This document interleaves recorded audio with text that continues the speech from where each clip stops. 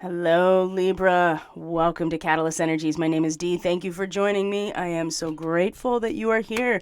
Libra, welcome to your full moon forecast. This astrological forecast is going to cover the main themes for our full moon in your sign, Libra, and up through the next 2 weeks, the second half of the lunar cycle, which is going to take us up to our next new moon, which is actually going to be a total solar eclipse. That's going to be on the 20th of April. There will be so much more information and content coming about that time period. Of course, it's actually going to be at the very last degrees of Aries, even though it's in relation to the Taurus-Scorpio axis in terms of the nodes of the moon. So this might still have a relevance to you, Libra, even in the next lunar cycle. So this forecast is for Libra Sun, Libra Moon, Libra Rising. Anyone with strong Libra in their chart is going to get something from this forecast. If you have progressions in Libra, you have strong draconic markings in Libra, or you're here just to understand that Libra person in your life, this forecast is going to have some relevance for you. When we do these forecasts, I do them specifically for the rising chart of the sign, just to give you an idea of how a horoscope is actually cast. So you read your daily horoscope or your weekly horoscope from some astrologer. They are reading for the rising sign. So if you are finding yourself attracted to those daily, weekly, monthly horoscopes, read for your rising sign, because that's how they are interpreting the astrological transits in those horoscopes. But either way, if you identify as a Libra person, you're going to feel some measure of resonance with what's coming in through in this forecast. So before we get started, Libra, I just want to share with you what's going on Catalyst Energies here. Of course, if this is your first time here, welcome. Thank you for being here. There's been some growth, especially on the YouTube side of things recently. So I am appreciative of that. And if you do value this content, you are a subscriber already, don't forget to hit the like button. Certainly share, comment on this content. It all influences the algorithm while we still have the option of doing so. So I'm still leaving the vernal equinox seasonal forecast reading up and available until the actual date of the full moon, which will be the 6th of April. So if you're interested in a forecast for you for the entire season, taking us up to the June solstice, you can book a 60 or 90-minute recorded reading based on your natal chart, your progressions, starseed markings, whatever is relevant. So the more readings you've had with me, so if you've had the starseed reading, your natal chart, if you've had the draconic reading, I weave it all in, and it becomes much more like a story than a technical rundown, although that is part of it as well. But the good thing about being an intuitive empath as well as an astrologer and a high frequency person is that it can be so much more thematic than just the kind of generic read. So that's going to stay open. You can go to my website. Everything's linked in the description box below, and you can book that if you are interested in getting the rundown for the rest of the season. Of course, if you are a Libra or an Aries person and you just want something more concentrated, you want to look at the rest of this lunar cycle, you want a retrospective from the beginning of the lunar cycle, which was the new moon in Aries, the day after the equinox, you can book the lunar transit forecast. That is also linked through my website in the description box below. You would go to the bookings tab on my website and book the sale reading for either 30 minutes or 60 minutes. And if you are part of the monthly membership, you get that discount no matter what your sign is. So that's always an option as well with monthly membership. And of course, this round of Catalyst Classroom sessions is entitled Defense Against the Dark Arts. It's really so much more than that. We've already done our first session, which was a presentation about biochemistry, and this upcoming session is going to be about sound healing, cymatics. I'm going to go into a little bit more about the mechanics of frequency and vibration in and of itself in order to understand what cymatics, vibration, and sound all have to do with defending yourself, basically. So if you're interested in that, like I said, description box, you know the drill, guys. And let's just launch into Libra's forecast for this upcoming full moon, which will be on the 6th of April. So Passover starts on the 5th, and Good Friday is on the 7th, Easter is on the 9th. So this full moon, and these these holidays, these religious moments here are very much based off a lunar calendar. So Easter is always the Sunday after the first full moon after the equinox. And so Passover, of course, is written into that as well. So it's no accident that we have all of this stuff coming up around the full moon. So let me focus here and get these flyers off of the screen so that we can focus entirely on the astrology chart, because that's why we're here. So also too, if you did happen to catch the video, the shorty that I did yesterday about the astro alert for the 30th, boy, down to the hour, and this is why I don't like to make predictions, but I wish I would have, because it was down to the hour when I said, oh, there's going to be a pretty significant demarcation, maybe a little bit of a surprise coming. And wouldn't you know it, right at the time the moon was moving out of Cancer into Leo, they announced the indictment of Donald Trump. Wow, down to the hour. So when you know how to read the code, it all becomes very predictable. You may not necessarily know every aspect, you may not be able to predict all of the details, but when you see the architecture of the cosmic clock, it's not really that shocking. It's not like I have access to this incredible insight, although sometimes I do, but it's really just understanding the code and looking at it and being like, everyone is planning around this code. So I think that was pretty interesting, and I'd like to go into that more if I have time. I'm not sure if I'll have time this weekend. I'd like to look at the actual chart for that whole event in relation to his natal chart, because this is a way that we can really teach ourselves how to read the astrological transits in terms of these events, right, in relation to our own natal charts and our own progressions. We just learn so much by doing this type of in-depth research and really looking at these events in terms of the astrology. Okay, that's my shameless self-promotion about, hey, I came on and said it, and I may not have said it directly, but I was just like, this is going to happen at this moment. And leading up to this moment, we have a couple opportunities to pull ourselves together. And then they dropped that bomb. And now it's it's spinning out to where it's going. So this full moon actually is very much connected to all of these types of themes, especially in terms of our ability to maintain a calm mind, a calm presence, and really just enjoy our reality without with a sense of relaxation and having an unshakable poise as we are about to embark on new enterprises. So for the Libra person in particular, this full moon, and of course this whole lunar cycle, really, just like they all do when I do these every month, the signs where the new and full moons are situated really get to the essence of identity. So for Libra, the full moon being in your sign, this is not exactly a difficult type of position for a Libra person to be like, how are you going to find the middle ground here and be calm and be poised, especially emotionally? It's in terms of your sign and in your first house, Libra. This in itself is not unfamiliar territory for you.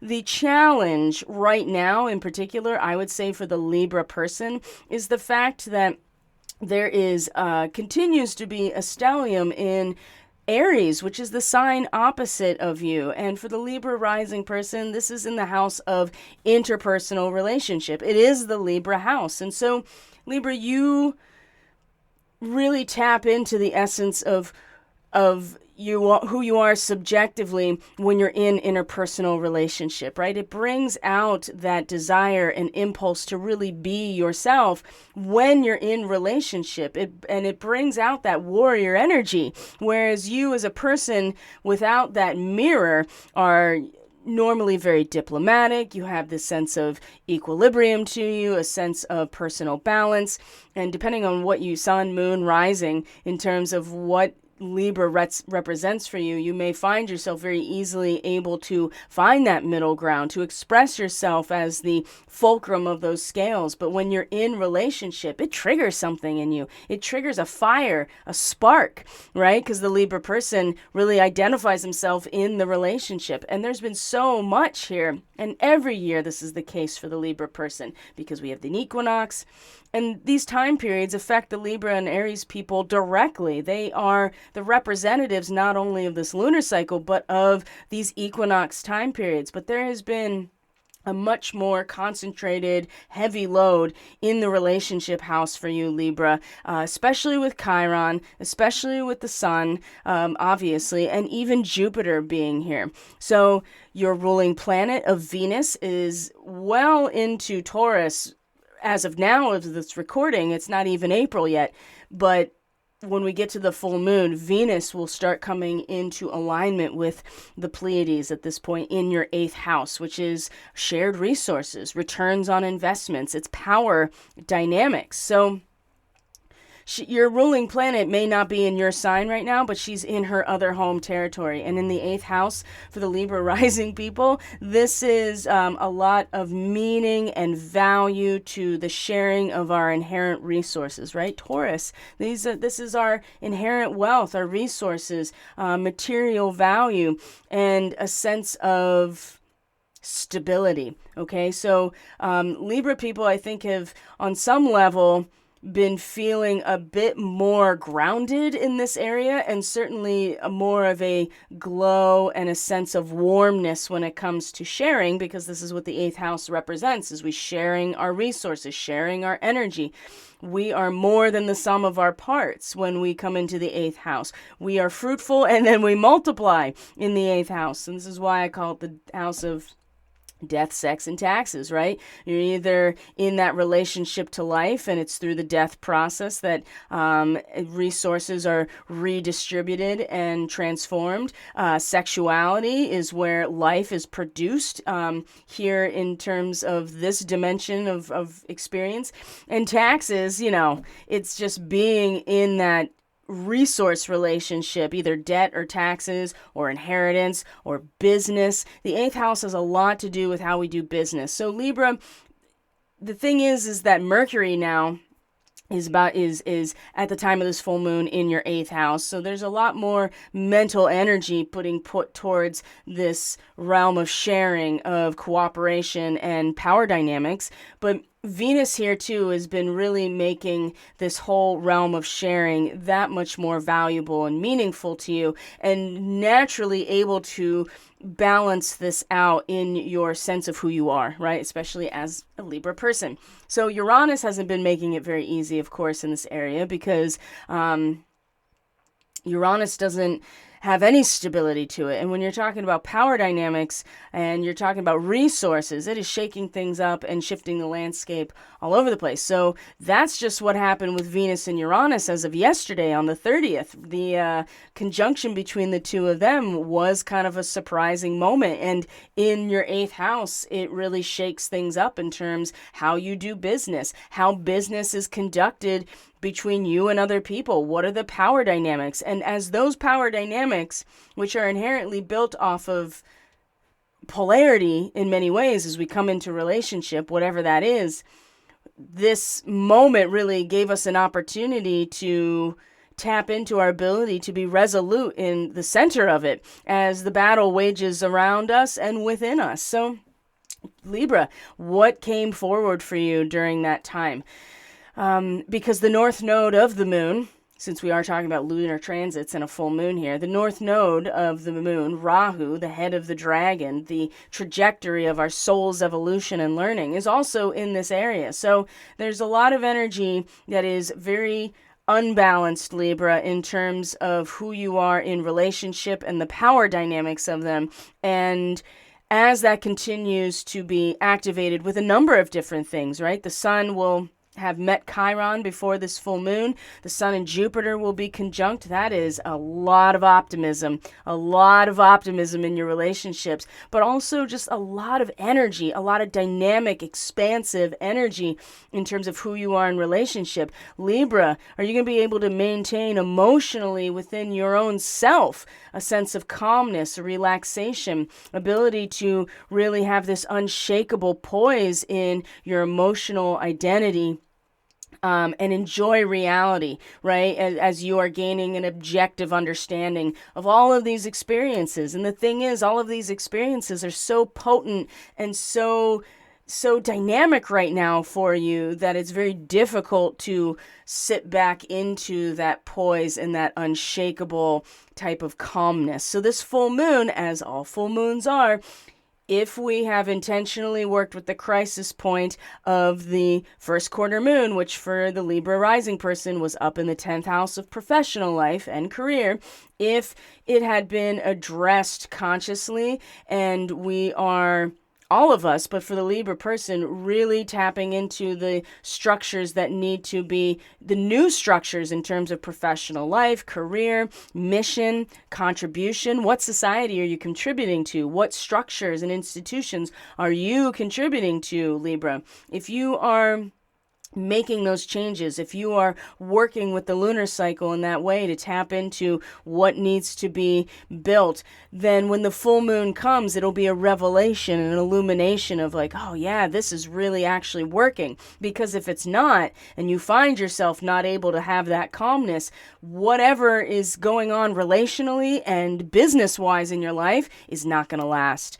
It's going to fall away because it cannot withstand the waning period of the lunar cycle, which started in your 7th house of relationships. So let's start going through the play-by-play of the next 2 weeks. It's still intense right now. I think that there will be a bit more of a reprieve once we get to the eclipse, which is on the 20th. We have a Mercury retrograde. So even Mercury in your 8th house of business and power dynamics and sexual alchemy and energy, it is the Mercury retrograde is going to give an opportunity to go back over, what the nature of those things are. It's one thing to have this sense of sharing and how important that is. And Venus moving through your 8th house has really been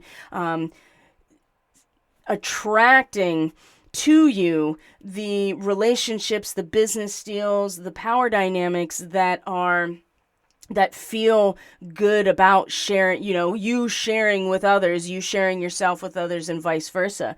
And again, this is where the North Node is, but there is something really substantial about what we're letting go in this area.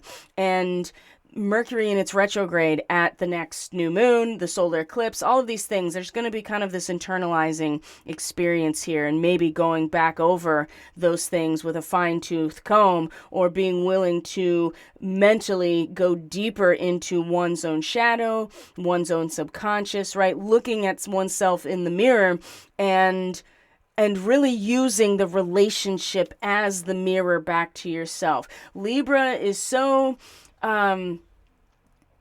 there's such a strong inclination to be the balancing force and transfiguring yourself in the face of relationship that sometimes you let yourself go. And I feel like that this is going to be a lot of the lesson over the next, and already is, but a lot of the lesson in the next 2 weeks. So let's get moving and check it out. So here's the full moon on the 6th of April. This is Thursday, so Passover's already begun, and I already went over. Now, 16 to 17 degrees Aries is an interesting symbol. It is these two spinsters that are sitting in silence. And so as there's this sense of inner withdrawal, not in a spiteful way, although that is the negative side of this. It also can be in a way that pulls back and pulls your own potency and energy within yourself, because you find that maybe the relationships, and any type of relationship, it doesn't matter what it is, if it's your marriage,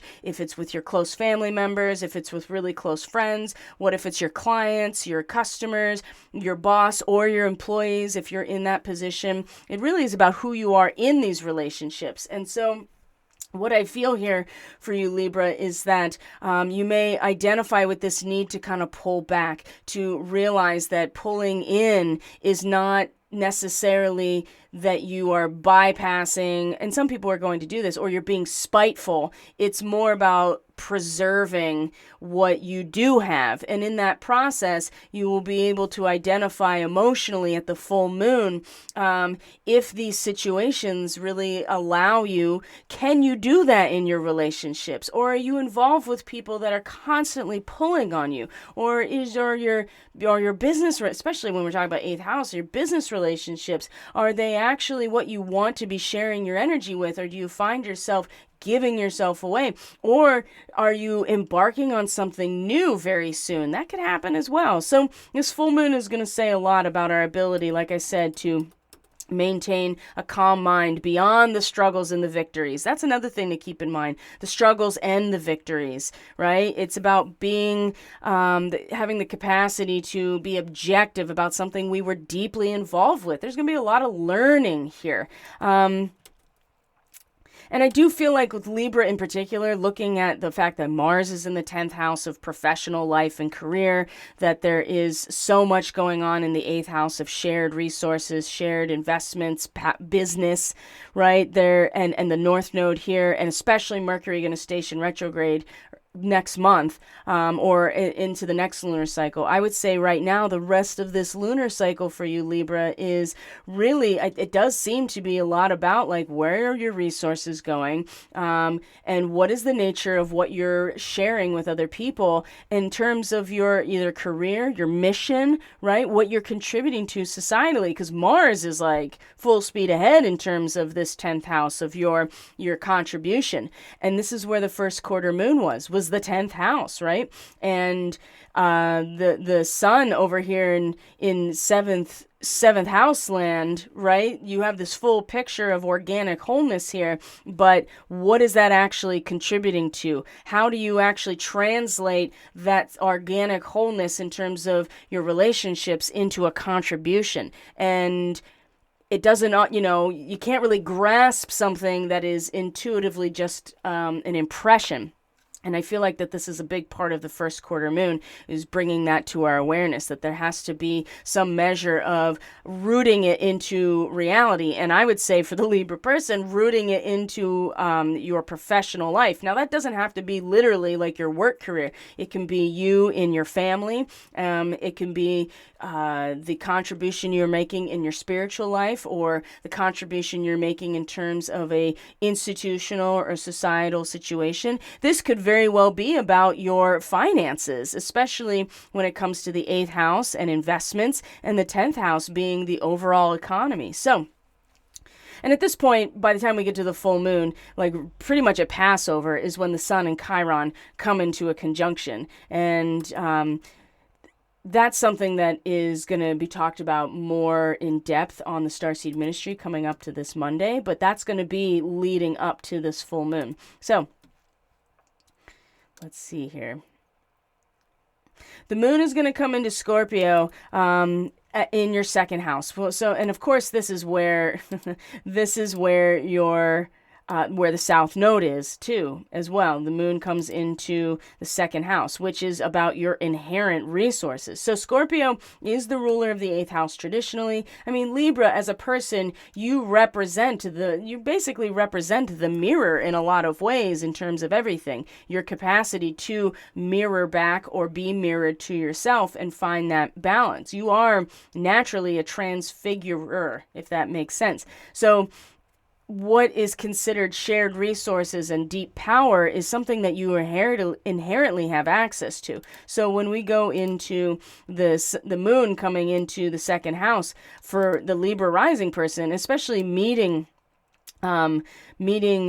the South Node, there's going to be a trine over to Saturn, as you can see, and there's going to be, first and foremost, a square to Pluto right away on the early morning hours of Friday the 7th, okay? So coming into Good Friday. So and Pluto is now in Aquarius. So, and it's going to dip back out of Aquarius in its retrograde during this season, right? Between now and the solstice, not only will it retrograde, it's going to go back into Capricorn, which for the Libra person is represented by the 4th house. So it's just now dipping its toe into the 5th house of your creative expression, your voice, your sovereign self, your heart fire. And it's really powerful in the 5th house, right? Because it gets really intense about expressing yourself. So, and your combust energy releasing into the world, your creative energy releasing into the world. So when the moon comes into the 2nd house and then comes into a square with Pluto, there's a lot of emotional power struggles, especially because Pluto rules Scorpio. So there's emotional power struggles, there's compulsive and destructive behavior when the moon and Pluto come into a square.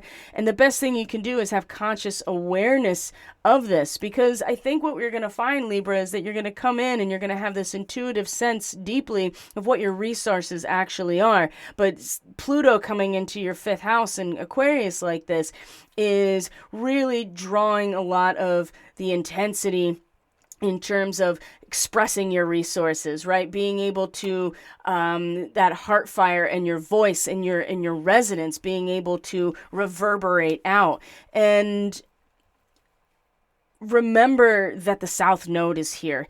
And I think that that's something to consider, that this is where we're leaving, this is where we're coming out of, right? At a soul level, all of us. And when there is this power struggle here, there's going to be, there's an eagerness to expand kind of like not only your social horizons, but in terms of your resources.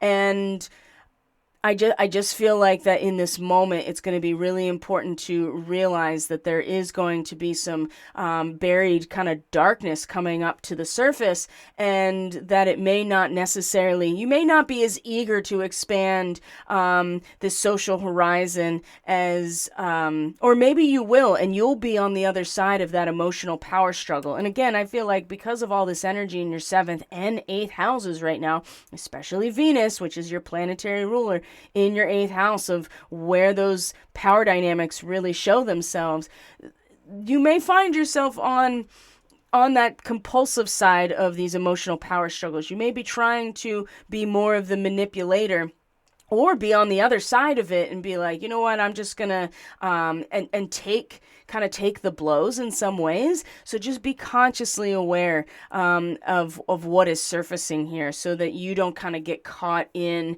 the power struggle yourself. And that's going to be really difficult, because you're talking about energies that have to do with your resources and then your creative self-expression. This is really, you might have this battle kind of within yourself to a certain extent, because for a Libra person, and having 5th house as the Aquarius, as a Libra rising person, it is the social voice that gives you voice. And as that is starting to be impacted by Pluto, so does your voice find that impact. And so there may be there's going to be some sort of emotional power struggle around that. Now, the good news is that it comes into a trine. And I'm going to focus a lot on this Easter weekend, because it's going to be really intense for everybody. The good news is it's going to come into a trine with Saturn. And for the Libra person, you have Saturn and Neptune in Pisces now. These are both in your 6th house. And this is the house where we get our shit together. This is the house where we put one foot in front of the other, and we do the thing we got to do every single day in order to mature, in order to purify, in order to be disciplined, right? The 5th house is just like the flower blossoming, and that just is in itself, that is a resonance and a beauty that is just opened for the world. But the 6th house is where the real work happens, and the 6th house is our works, it's our labors, it's our service and our sacrifice. And to have Neptune and Saturn in both of these areas on either side of the 6th house for the Libra person, this is good, because Neptune is just dissolving everything. It's so thorough in its dissolution of you as a individual person that sometimes it's hard to reconstitute yourself. But now Saturn is here to be like, you know what, you got all of this backup, basically. There's form, there is discipline, there's a sense of determination and perseverance now that gives at least a scaffolding, whereas up until recently, Neptune is just like, I'm just gonna dissolve you down into, and your works and your labors and your own service. Just, it's gonna be so seamless with the, well, I would say it would be so seamless, and has been for years now, as a spiritual practice with Neptune and Pisces. Now Saturn here is like, okay, you have to actually, put it into form. You have to start actually putting the pieces of yourself back together. So the moon coming into a trine from Scorpio in the second house, those are your inherent resources. And so a trine to Saturn like this is very favorable in terms of giving us some emotional maturity, some emotional patience and strength to handle very sensitive or difficult issues. We can rely on strong instincts and common sense, right? It may be a really good time to visit, elders, or pay respect to your ancestors, because this is a powerful connection here. And as Saturn is starting to come into aspect with the nodes of the moon, you're really going to want to take advantage of the moment where it's a lot more personal. The living soul is having this relationship with Saturn. So you do tap into that patience and emotional strength, because we are kind of there's a power inherent in symbols, right? And that's the thing that is really strong in the Scorpio energy. It's fixed water, and so we are talking about water, which is in itself diffused, right? There's no real form. Water takes the form of whatever container it's in, and so, but it's the symbols, it's the commitment, it's the fact that both sides are participating that creates the power in terms of those symbols. And so this represents where the moon is, true contact with the transcendental realms, right? And there's almost a reliance on this and a confidence in the integrity of things. And 4 degrees of Pisces is actually coming into conjunction with the fixed star Fomalhaut.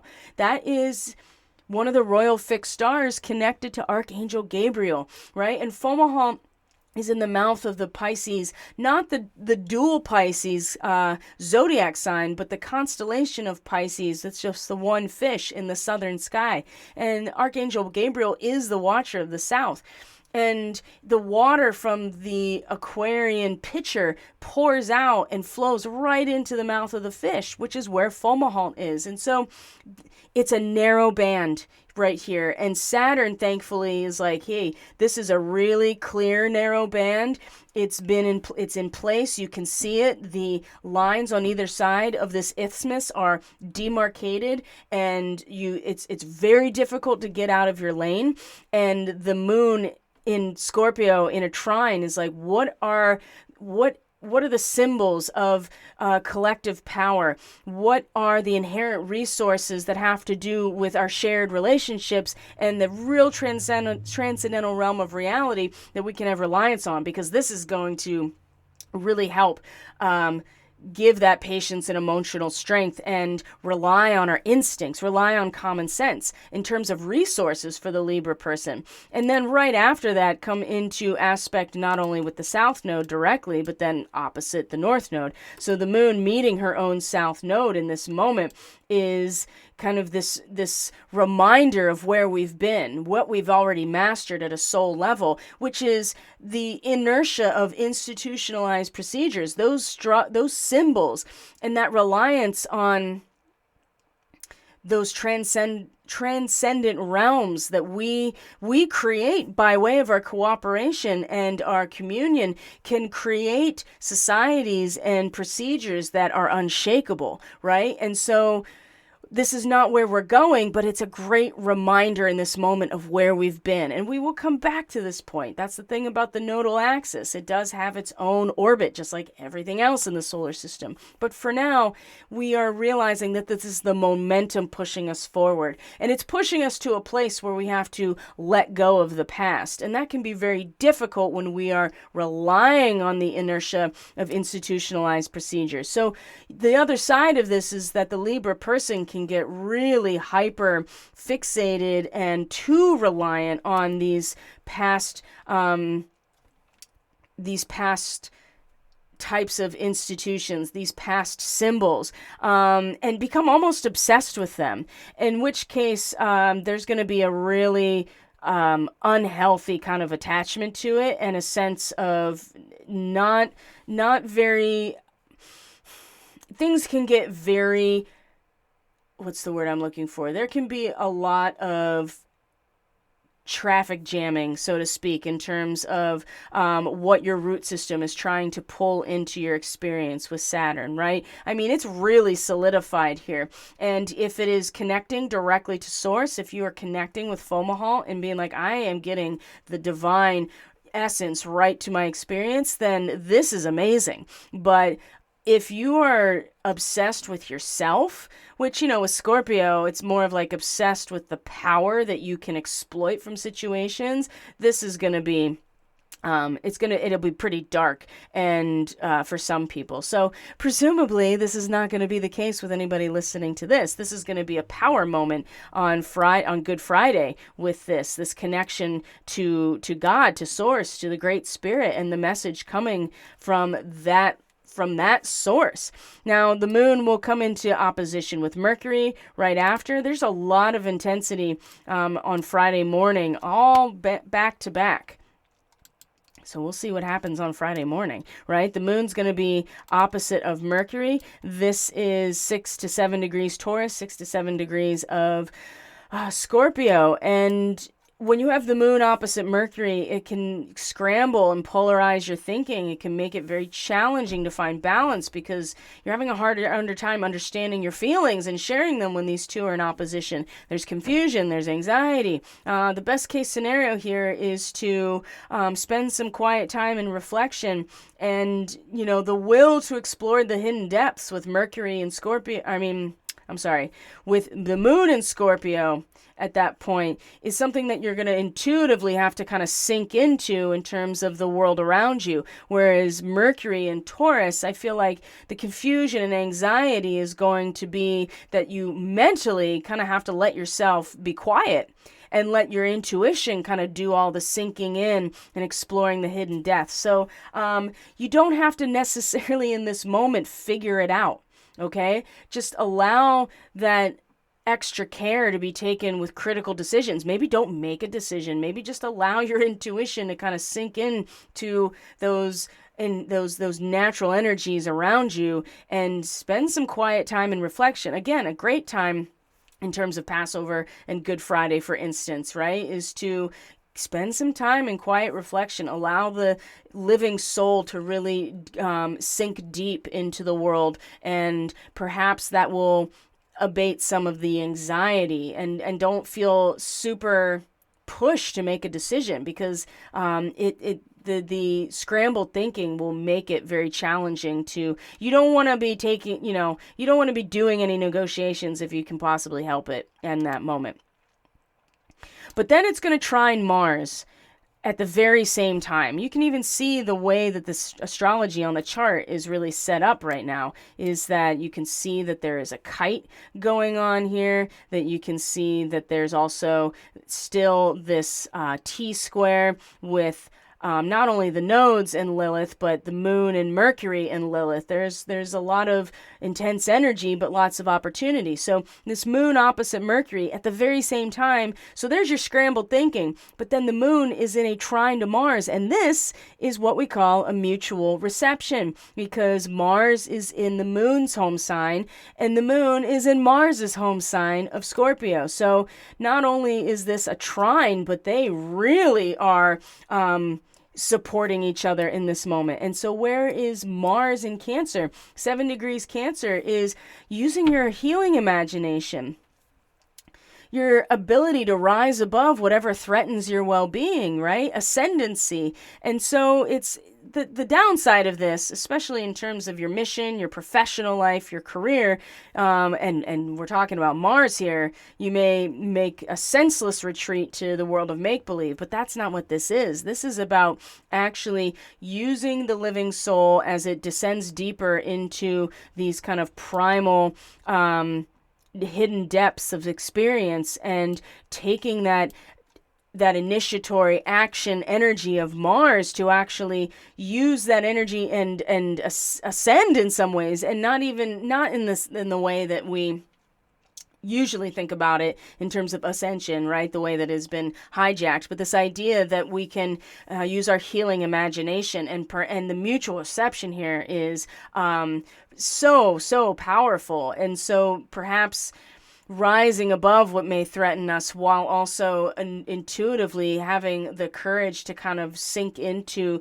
the hidden depths. And Mars is like, you know what? I'm going to actually heal myself in this moment, whatever that means. Or maybe I'm going to act in accordance to my profession or my career or my mission, and actually bring something forward that is very healing for those groups, or for that group that I'm part of, right? If you're in a career, if you're in an industry, perhaps this Mars is going to be like, you know what, I'm going to bring myself forward and actually rise above for the sake of everyone that's involved. So, and of course, Mars in the 10th house is really very directed when it comes to career and professional life. So Mars trine the moon gives courage and initiative to make the first move. You'll intuitively know what to do and be assertive. And maybe this is about standing up for yourself and family. Maybe this is about healing someone in your extended family.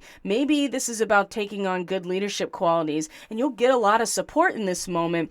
And your enthusiasm can be very contagious, okay, Libra? So this is it's a powerful moment on Friday. And then Venus comes into a sextile, your ruling planet Venus, comes into a sextile with Neptune all at the same time. So Friday is a big day. Friday the 7th, we have the full moon, and then it's immediately gets tested with all of this stuff. And so Venus sextile Neptune increases your sensuality, your caring. You can really express spiritual love for people. Friends and groups are vital at this time. And again, Venus in the 8th house, especially, she's now coming into conjunction with the Pleiades. So Pleiadian starseed people, physical affection and a strong heart chakra really wants to be shared in that 8th house energy for Libra. Friends and groups are vital. Compassionate nature can really make a difference here in people, because we all have our own role to play, and that's what Neptune in Pisces is really doing for us right now. It's really basically washing everything away other than what our unique individual new seed point of creative potential is meant to be. But that doesn't mean that we can't express love and a sense of compassionate nature towards people and really share that. Libra, there's a real potential here to have a very real impact on the people in your life that you're doing business with, that you're in relationship with, in a way that is about your sacrifice and mission. Neptune in your 6th house, right? Your spiritual maturation and ripening is coming into this new part of yourself, which is, we got some years until Neptune comes into Aries, but it's in this moment here that it'll be very embodied, something very valuable to you, something that'll be very warm and a meaning to the sharing. So Friday is so lovely in so many ways.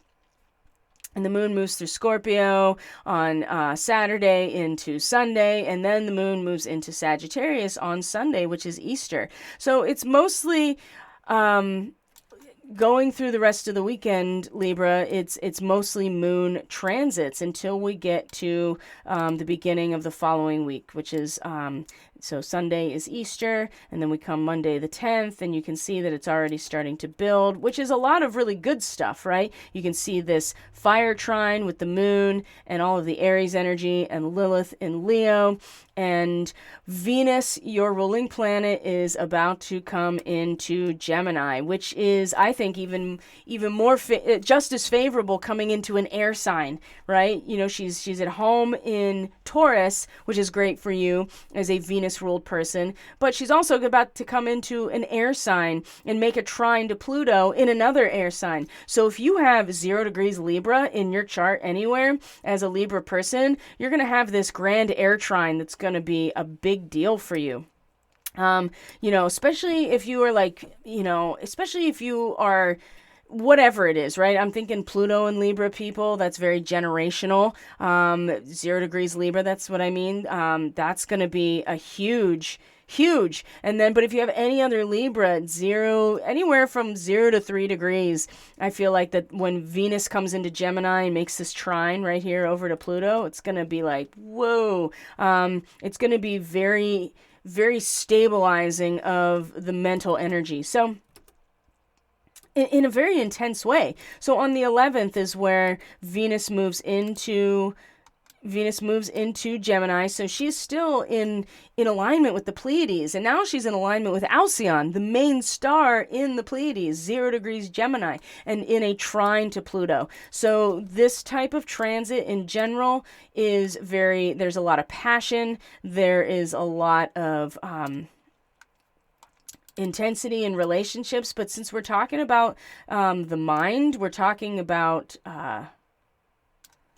and joy and satisfaction with all this Venus stuff. And she's now in the 9th house for the Libra rising people. So you have the 5th and the 9th house. So you have what are usually fire houses that are air houses for Libra. So it's going to be the creative expression, and then the meaning of the relationships that are influenced and understood as a result of that creative expression, right? So there's intensity, there's passion here, and the things that you value and that bring you meaning and joy and satisfaction.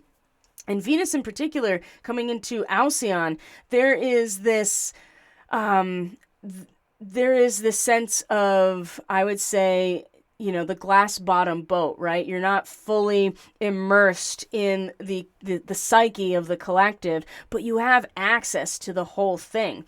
And so Libra is, I think, going to get we're all going to get it, but Libra is going to get a really strong, intense, and passionate moment here that does bring joy and satisfaction when it comes to purpose, right? When it comes to actual sincere purpose and meaning and understanding all of these 9th house energies. And maybe this translates into traveling. Maybe this translates into the value of higher education, the value of advanced training, but really the value of experience, the value of mental experience. When we're talking about Gemini, the value of learning is going to be really intensified with this transit. And the other big transit on the 11th is the moon moves through Sagittarius, as you can see, and comes into Capricorn as this is happening. So then there's this moon coming into the 4th house, which is really powerful.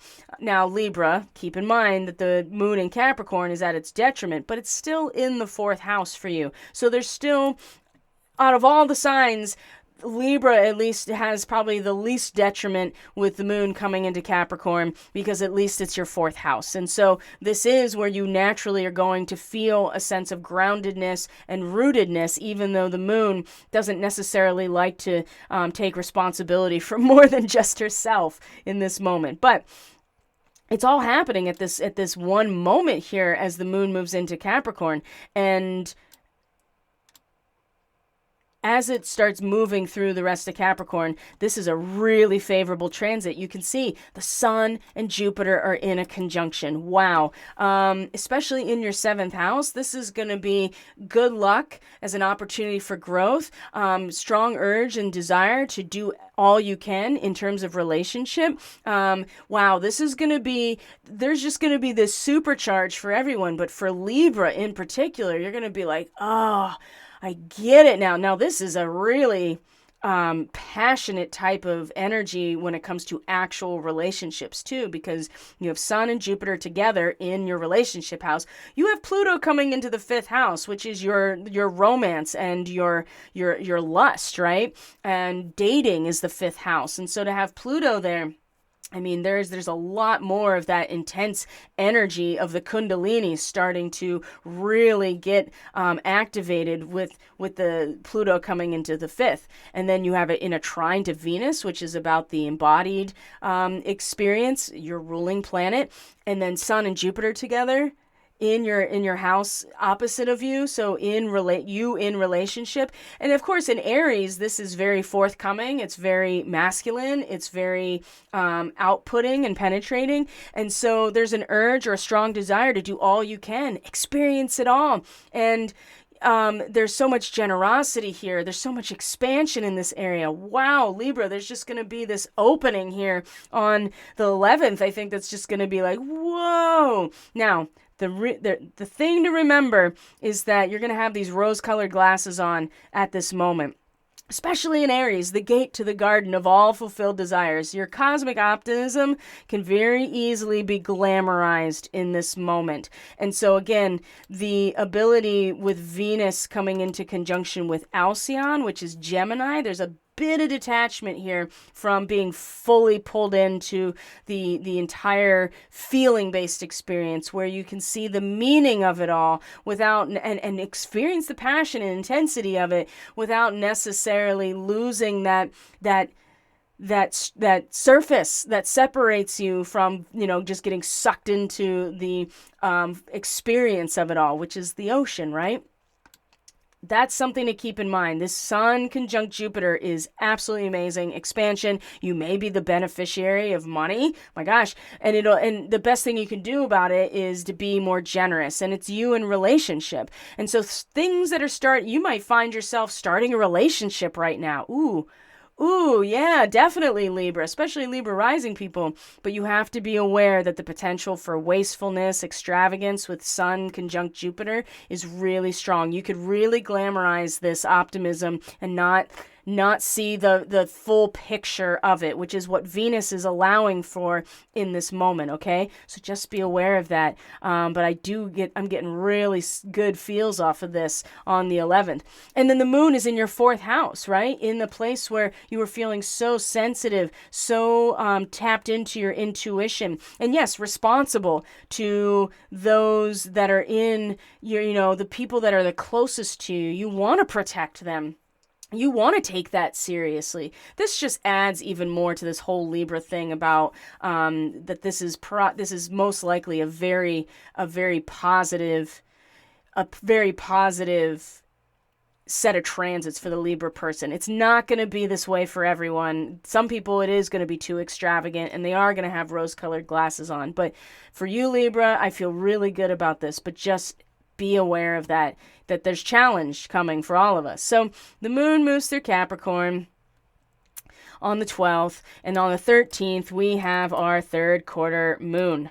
Okay, and of course, this is always our crisis in consciousness. It's an ideological crisis, right? We come to the full moon, we had some sort of objective experience of fulfillment, and we get to the last quarter, and it's a moment of repolarization again. And where is it? Well, it's going to be in these last degrees of Capricorn, in your 4th house, home and family, private life, inner power, right? This is your private life, your inner life.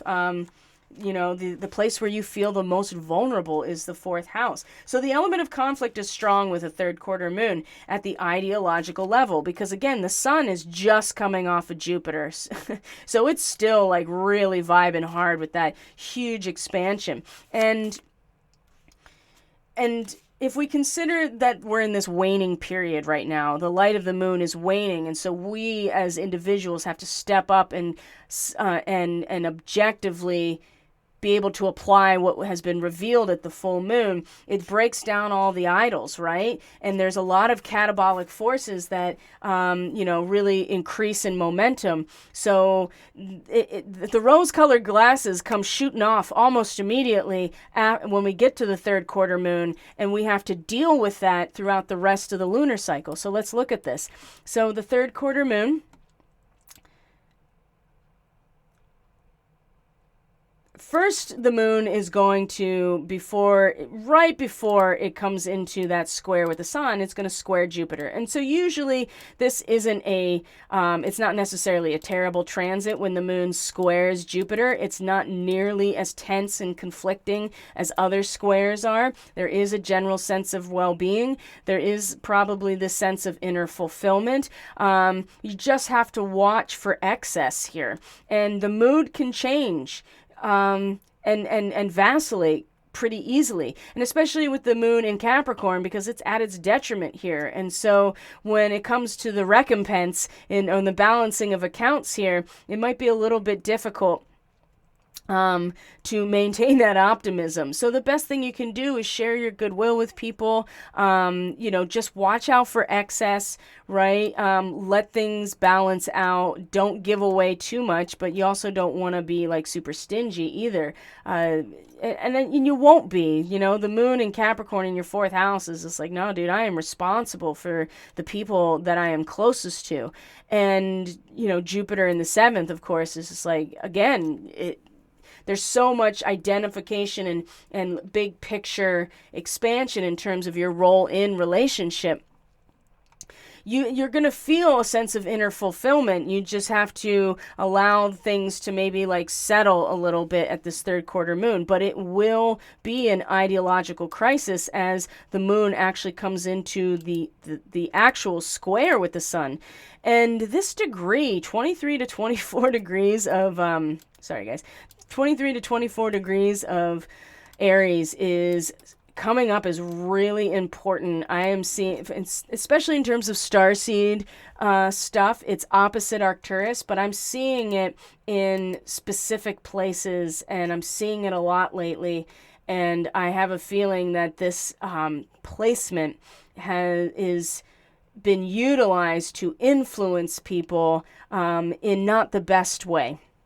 So the degree where the sun is 23 to 24 degrees is like being open to the influx of spiritual energies, which in itself is great, right? You're being molded by the influx of spiritual energies. You're being influenced in a positive way, right? But there has to be a sense of commitment that the moon in Capricorn is going to represent, a commitment to a transcendent security, but it comes along with this sense that the family or the inner life or your root system is actually going to stabilize you, so that then, this sense of who you are and how you're identifying yourself in relationship is being molded by the influence of these spiritual energies. Now, this is where Libra, it's going to start changing a little. Like I said, the rose-colored glasses are going to get ripped off almost immediately, and it doesn't mean that you have to give up on it. You just then have to realize that it's not all glamorized optimism. There's real commitment, and there's a sense of real it's like entering a convent emotionally. Like you have to really commit to this process and know that everything kind of gets stripped away in some ways, and you may not necessarily, what is it going to look like? How's it going to feel? How are you going to express yourself as things change within you, as your relationships change, right? It's one thing to have all this optimism about it in this expansion, but this is going to be an immediate, like, okay, the ideological crisis about, these structures that are already breaking down are going to actually start breaking down now. So we saw at the full moon, Libra, can you keep a calm mind and a calm understanding and a poise as you realize that you're not really part of these things that you were once deeply part of, and then can you maintain that commitment emotionally to that inner power, that root system, and really commit to it as you, as the person you are on the outside, the sun in your seventh house in relationship, as the relationship changes, as it changes you, as it's molding you, okay? So that's something to keep in mind. It's not going to be all bad, but again, just be aware of what this is going to kind of trigger coming into the home stretch, basically, of the end of the lunar cycle, because the moon will come into Aquarius. Now, what is this? This is Thursday, the 13th. So the moon will then come into Aquarius and meet Pluto, and this is going to bring a lot of shit right up to the surface in terms of your voice, right? The moon meeting Pluto brings a lot of deep feelings to the surface that can be very overwhelming. Personal interactions can trigger deep emotions, right? You can easily access true feelings, and there is a lot of work that can be done with this type of transit just remember not to react too strongly to what's coming up, because it can be really overwhelming. And we're talking about 0 degrees Aquarius, the social voice that's coming through your individual voice, Libra. So what is coming out may not necessarily be all you.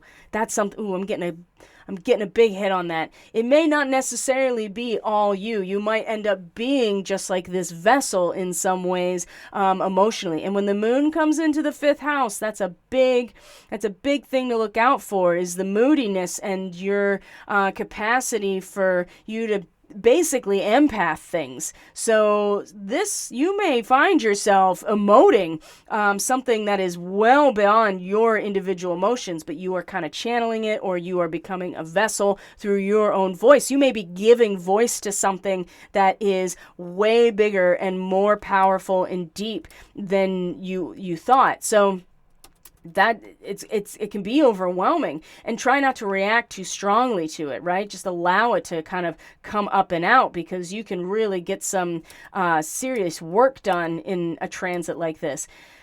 It will trine Venus, which again is your ruling planet, now in Gemini. So on Thursday the 13th, the moon moves into Aquarius. It has met Pluto, and then it comes and is in this air trine to your ruling planet of Venus. And this brings a lot of, so there may be an intense kind of like bleh coming out, and then you kind of find your groundedness here and your spiritual energy, and maybe you're bringing some healing energy to a situation. Perhaps you are bringing more love and tenderness, some friendship. Maybe what came through was really intense, but it actually gave you perspective on like, okay, this is how I can actually apply this in terms of the meaning of these larger relationships and my belief system, right? Because that's where Venus in the 9th house. So it's ideal for like entertainment and leisure. This is the moon in a trine to Venus. But the creative potential can be really unleashed here. And I would say that you have the opportunity to really do that in a way that can really help other people in that moment, right? You are giving voice to something, but you're like, again, you're kind of a vessel for it.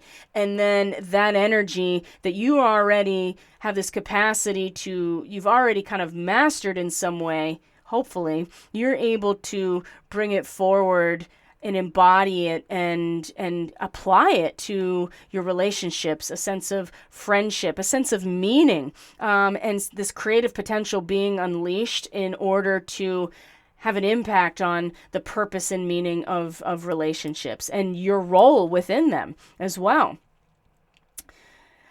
Libra, I get the sense that you're going to have like a kind of like this moment during this last 2 weeks where you're going to be like, I had no idea that this is what actually I was signing up for. This is so much more than I thought it was going to be. And then, of course, the moon comes into a T-square with her own nodal axis, and we have to remind ourselves, I would say, of, who came before us. Where does our durability really come from? Again, this is the social voice coming through the individual voice of the Libra person. The 14th is going to be kind of tricky as well, because the 14th is when we have Venus come into a square with Saturn. So this can be a bummer. It's a mutable square, so there is some wiggle room here. And now Saturn also is coming into aspect almost directly now with the nodal axis. And I've been talking about this for a while, because this is going to be essentially where Saturn is at the eclipse. And the nodes of the moon are directly involved and essentially responsible for these eclipses. So the fact that Saturn now is in a trine to the south node. It is now in a sextile to the north node, and still in conjunction with Fomalhaut. This is a degree that has to do with everything is holy, right? Even the most mundane things are holy, and this is how you make a society whole, is by giving a sanction to any a sanction to everything that happens, even the most mundane things, right? And so Now, Venus, on the other hand, coming into Gemini, it's starting to, starting to deal with that polarity. And Libra, you're really going to feel this in terms of Venus being your ruling planet, because part of being a Libra and part of Gemini is the inherent two sides of something. And so Venus, it's going to, that's going to start being felt more. It's going to start being identified with more in terms of the meaning. So it's important that even in this square to Saturn, which can cause stress and cause fear and criticism, right? And especially when it comes to the value associated with purpose and meaning, because you're going to start maybe feeling like it's time to start reaching beyond what is established, kind of challenging the status quo in a little bit. And Saturn, as Saturn kind of holding it down in terms of your own process, your own service, your own works, like it's all sanctioned, it's all sacred, no matter what.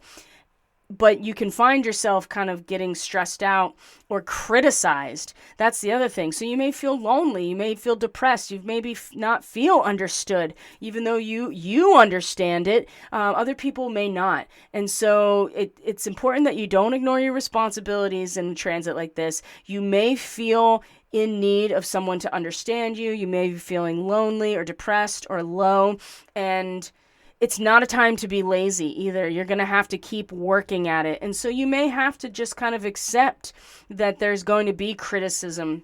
Not everybody's going to understand what you understand, but that's why you got Saturn here in your 6th house. And it's like even this stuff actually has a sanctioned role in terms of your service, okay? So it's not going to be easy, but it's also something that I feel like with the Libra person, as long as you're aware of it, you don't have to feed into the loneliness and the depression or even care what anybody else says, because you understand the purpose of what's happening and how that your sense of service and your work and your discipline on yourself is what matters. And you can't get pushed into kind of like, I can feel the pressure of this being like, I don't want to do anything. And that's not what you want to do. You have to stay on your grind here and realize that even as you are reaching beyond the status quo, even if you understand the value of the dialectic in terms of